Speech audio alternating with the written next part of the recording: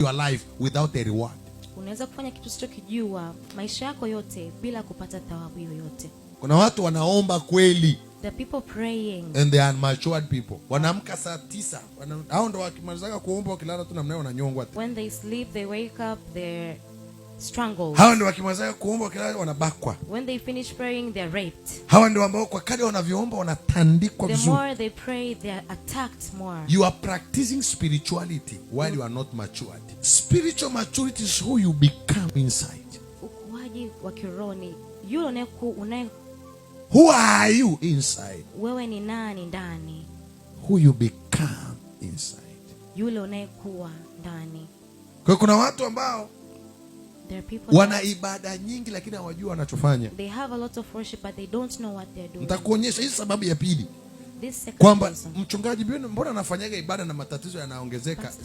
Spiritual maturity.